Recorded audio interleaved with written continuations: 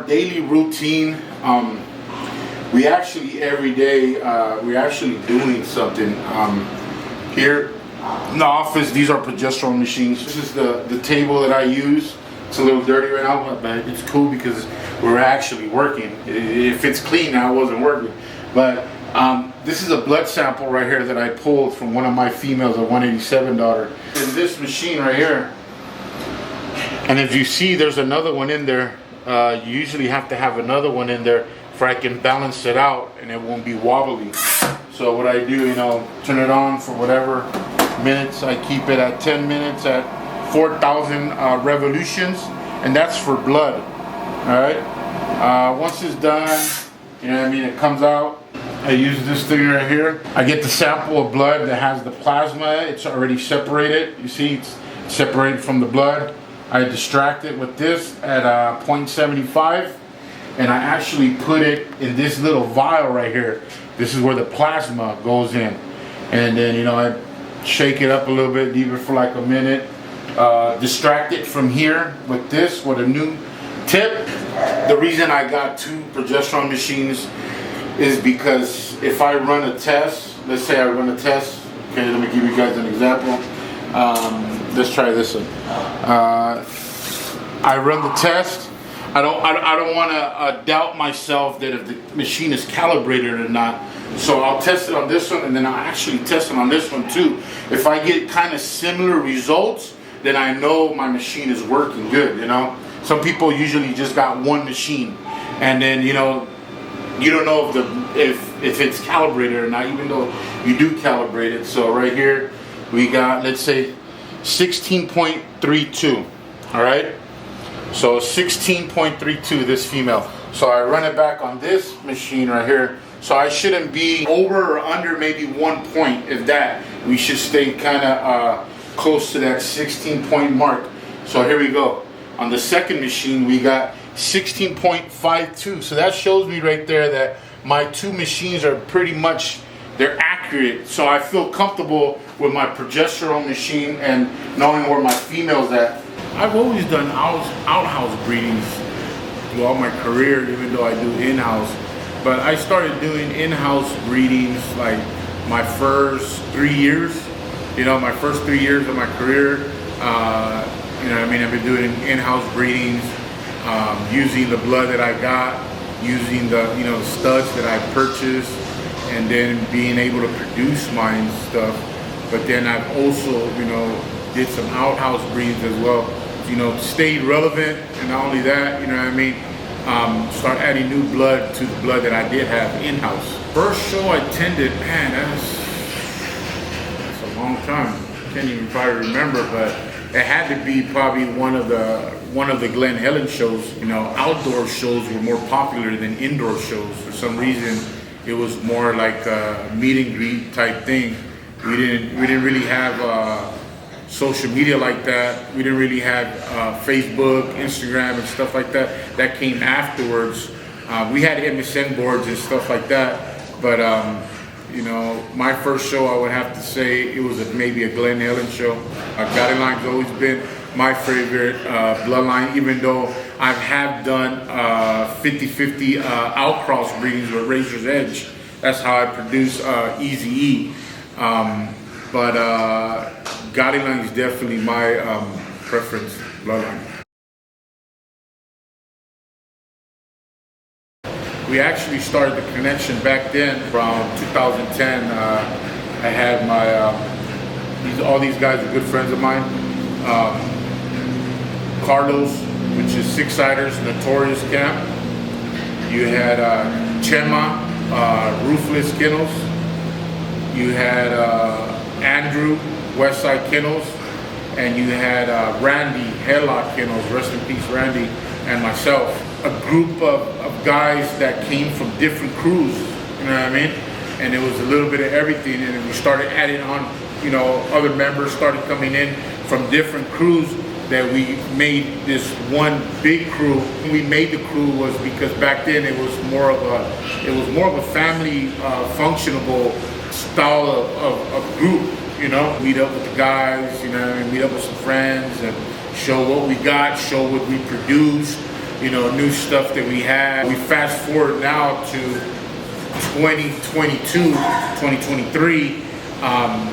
The Connection is the new evolution of what was before. Back then, crews were very popular, Breeders nowadays, they don't understand what a crew is. They think people are trying to click up together to make yourself look good or get fame or get a clout or whatever they want to say. That's not the reason why crews came out.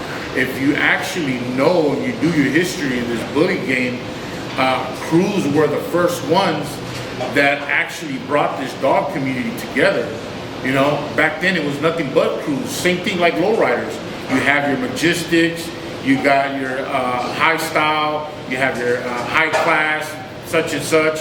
Well, back then in the dog game, have crews clicked up together because it was something that we liked to do. It was a passion that we all liked to roll together, maybe do a carne asada, some barbecue, some beers, whatever it was.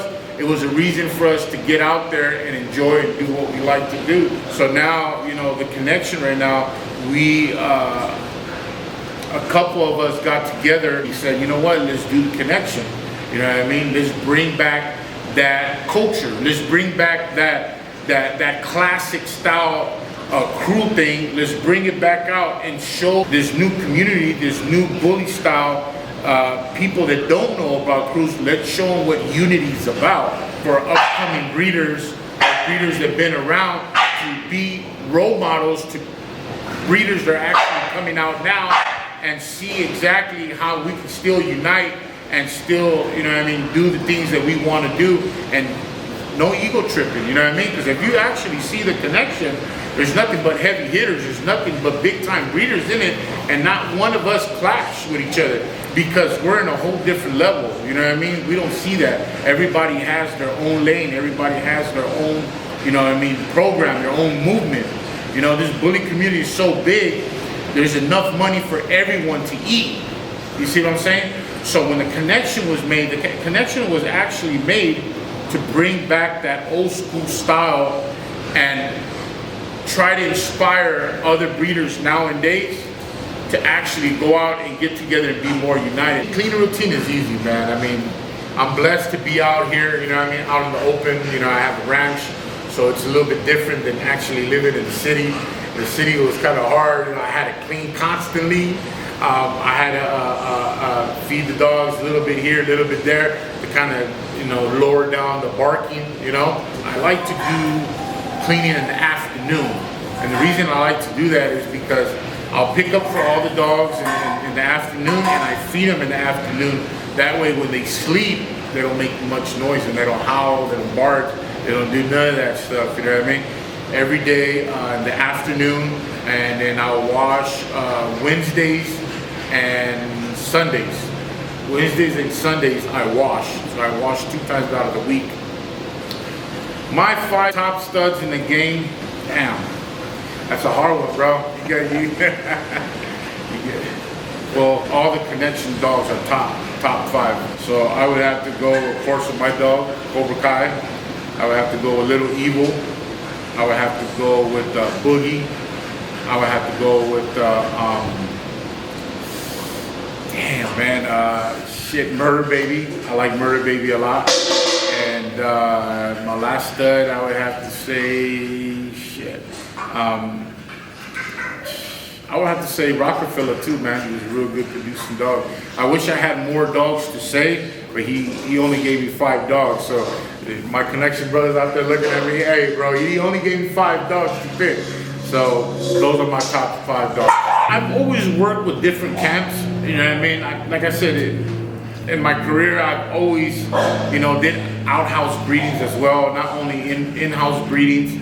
I think that keeps you relevant, you know what I mean? Going outside your yard and not having too much pride. But if I would do a collaboration, it would definitely be inside my circle with the Connection. I already did a couple collaborations. I collaborated with my boy Pesos, you know what I mean? I already collaborated with Nolan, Dr. Pocket, you know what I mean? I see myself collaborating with Jose with Cartoon Blood, a good friend of mine as well. He's part of the connection. I definitely want to collaborate with him. Back then, when new upcoming breeders would come in, they were actually very hungry, and they would call OG breeders or experienced breeders and ask for advice or stuff like that. A lot of these new breeders don't really do that, you know. The new breeders, you know, inherit the habit of going for the money than actually loving the breed, you know. And I consider myself a product of a dying breed, because there's not a lot of us out there that's been around for a long time that actually came in for the right reason. So my advice to the new breeders out there is, if you're gonna get into this dog game, get into this dog game knowing what you're getting yourself into. You have to love the breed, you know? You have to sweat, eat, shit, sleep dogs, you know? If you're not doing that and it's only a part-time thing, only to make money, my advice to you is, don't even get in it, you know what I mean? It's who you know and what you know that's gonna get you far in this dog game. And then you in it for the right reason, just believe in your program. Shout out to Who Let the Bulls Out TV. This was a must. The community need this again. Let's go. Let's go.